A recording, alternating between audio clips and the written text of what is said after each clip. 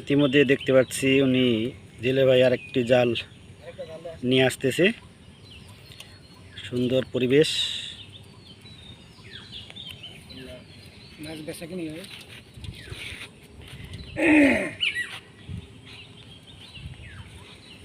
জিন্দা পার্কের লেকে ফাঁদ জাল পাতানো হয়েছে। দেখি এটা দিয়ে কতটুক মাছ পাওয়া যায়।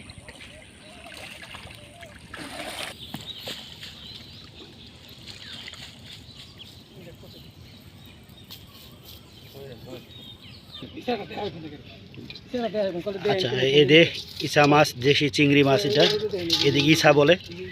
একবারে সুন্দর লাফাচ্ছে দর্শক।